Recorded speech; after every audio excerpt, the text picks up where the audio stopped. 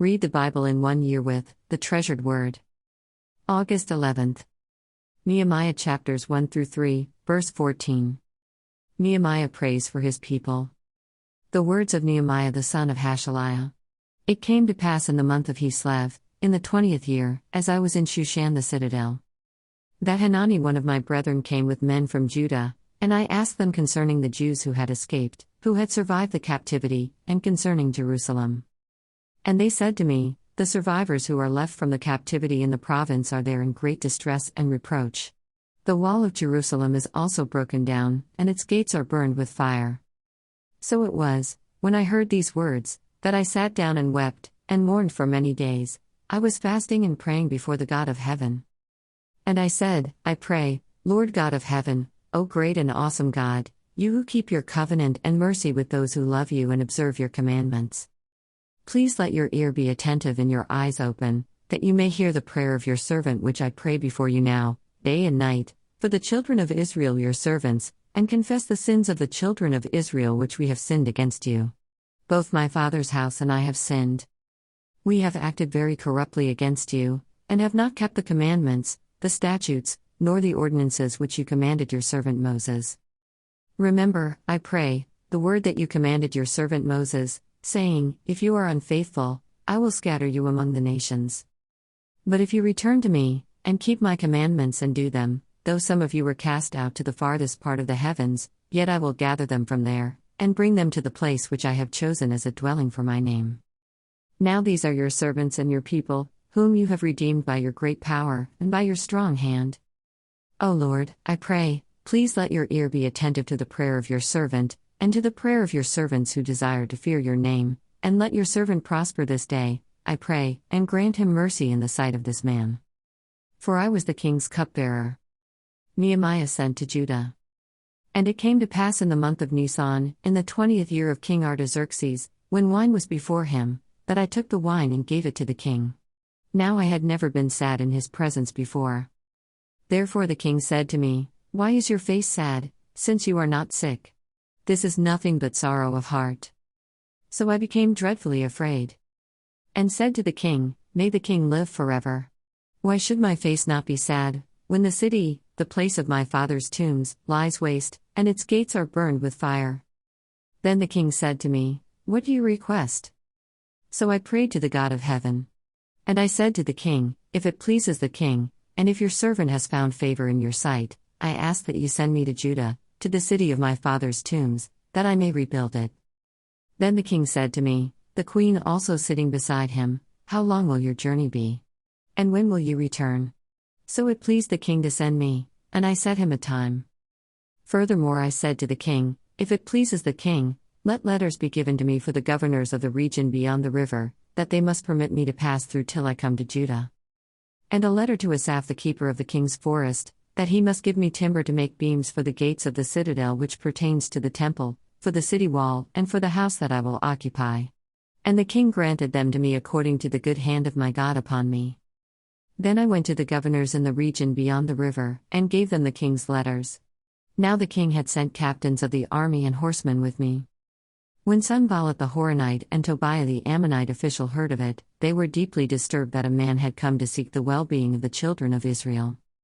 Nehemiah views the wall of Jerusalem. So I came to Jerusalem and was there 3 days. Then I arose in the night, I and a few men with me. I told no one what my God had put in my heart to do at Jerusalem, nor was there any animal with me, except the one on which I rode. And I went out by night through the valley gate to the serpent well and the refuse gate, and viewed the walls of Jerusalem which were broken down and its gates which were burned with fire. Then I went on to the fountain gate and to the king's pool, but there was no room for the animal under me to pass. So I went up in the night by the valley, and viewed the wall, then I turned back and entered by the valley gate, and so returned.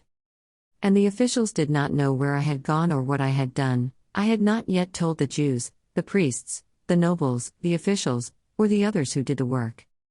Then I said to them, you see the distress that we are in, how Jerusalem lies waste, and its gates are burned with fire. Come and let us build the wall of Jerusalem, that we may no longer be a reproach.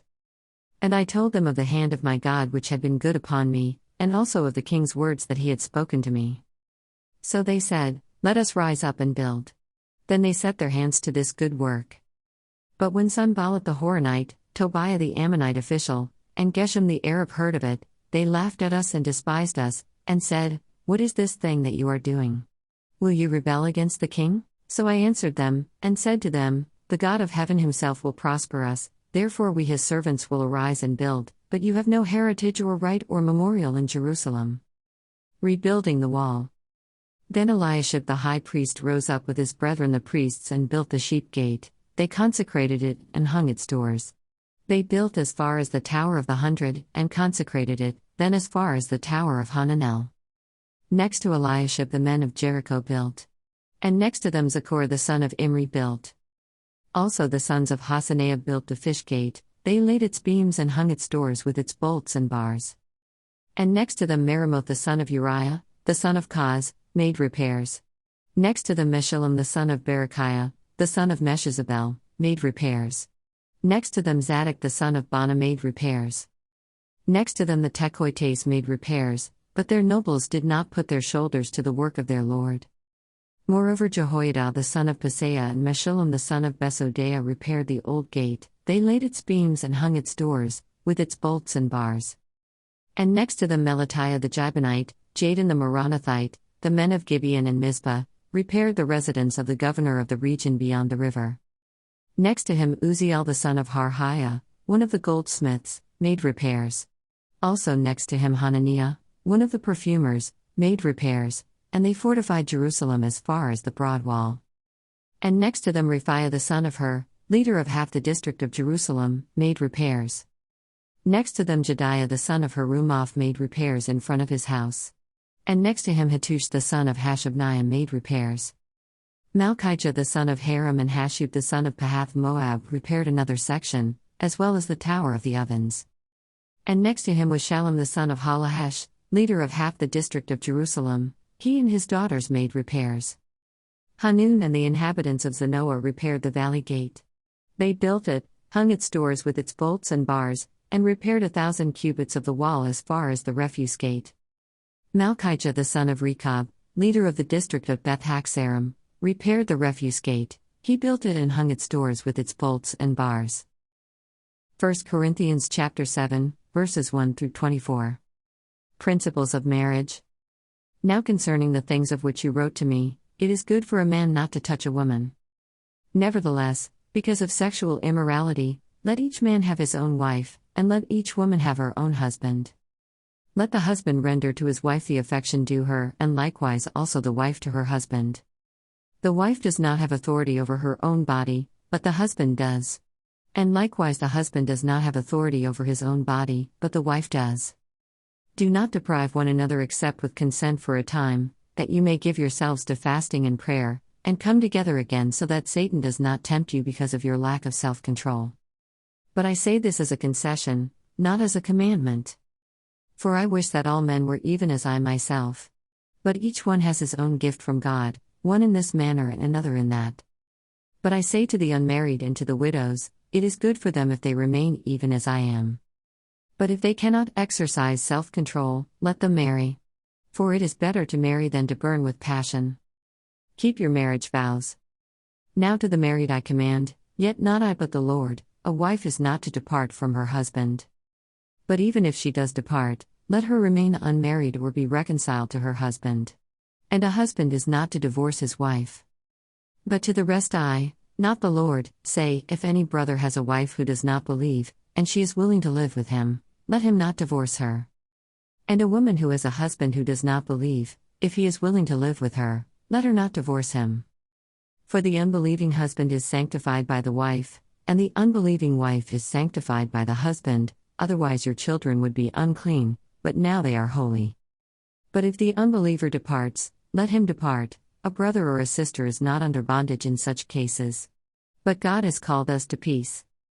For how do you know, O wife, whether you will save your husband? Or how do you know, O husband, whether you will save your wife? Live as you are called. But as God has distributed to each one, as the Lord has called each one, so let him walk. And so I ordain in all the churches. Was anyone called while circumcised? Let him not become uncircumcised. Was anyone called while uncircumcised? Let him not be circumcised. Circumcision is nothing and uncircumcision is nothing, but keeping the commandments of God is what matters. Let each one remain in the same calling in which he was called. Were you called while a slave? Do not be concerned about it, but if you can be made free, rather use it. For he who is called in the Lord while a slave is the Lord's freedman. Likewise he who is called while free is Christ's slave. You were bought at a price, do not become slaves of men. Brethren, let each one remain with God in that state in which he was called. Psalms chapter 31, verses 19 through 24. Oh, how great is your goodness, which you have laid up for those who fear you, which you have prepared for those who trust in you in the presence of the sons of men. You shall hide them in the secret place of your presence from the plots of man, you shall keep them secretly in a pavilion from the strife of tongues. Blessed be the Lord, for he has shown me his marvelous kindness in a strong city.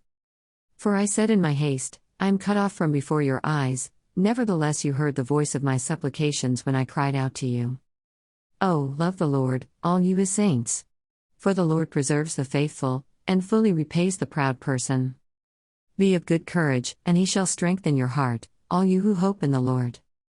Proverbs chapter 21, verse 4. A haughty look, a proud heart, and the plowing of the wicked are sin. Thanks for reading along with The Treasured Word. See you tomorrow.